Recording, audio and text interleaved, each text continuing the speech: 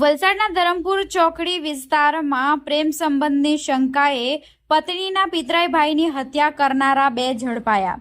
તારીખ 11 જૂન ગુરુવારના 5:30 કલાકે રજૂ કરાયેલા આરોપીની વિગત મુજબ વલસાડ શહેરના ધરમપુર ચોકડી વિસ્તારમાં પ્રેમ સંબંધની શંકાએ એક હત્યાનો બનાવ બન્યો હતો। પતિ ગણેશ રાજપૂત અને તેના મિત્ર વિપુલ વાઘેલાએ પત્નીના પિતરાઈ ભાઈ વિપુલ નાયકની નિર્દયતાપૂર્વક હત્યા કરી નાખી હતી।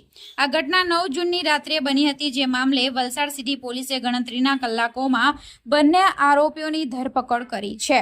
પોલીસ ફરિયાદ મુજબ ધરમપુર ચોકડી નજીક ઝૂંપડામાં રહેતા અને કચરો વીણી ગુજરાન ચલાવતા પરિવારમાં છેલ્લા કેટલા સમયથી ઘરેલું વિવાદ ચાલતો હતો। આરોપી ગણેશ રાજપૂતને તેની પત્ની અને તેના દૂરના પિતરાઈ ભાઈ વિપુલ નાયક વચ્ચે આડા સંબંધની શંકા હતી। આ મુદ્દે અગાઉ પણ અનેક વખત ઝઘડા થયા હોવાનું સામે આવ્યું છે। પરિણીતા તેના પતિ ગણેશ રાજપૂત અને પિતરાઈ ભાઈ વિપુલ નાયક ઝૂંપડા પાસે હાજર હતા।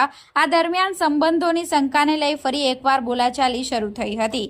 આ વાત ઉગ્ર બનતા ગણેશ રાજપૂત અને તેનો સાથી વિપુલ હીરાભાઈ વાઘેલાએ નજીકમાં પડેલા વાંસના જાડા લાકડા હાથમાં લઈ વિપુલ નાયક ઉપર હુમલો કર્યો હતો।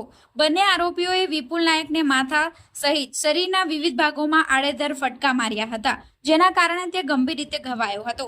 ભાઈને બચાવવા બહેન વચ્ચે પડતા હુમલાખોરોએ તેના પર પણ લાકડા વડે હુમલો કરી માર માર્યો હતો, જેનાથી તેને પણ ઈજાઓ થઈ હતી। ગંભીર હાલતમાં વિપુલ નાયકને સારવાર માટે વલસાડ સિવિલ હોસ્પિટલમાં ખસેડવામાં આવ્યો હતો, જ્યાં સારવાર દરમિયાન તેનું મોત થયું હતું। મૃતક વિપુલ નાયક વલસાડ રેલવે બ્રિજ નજીક દંડીગિયા ફળિયામાં રહેતો હતો।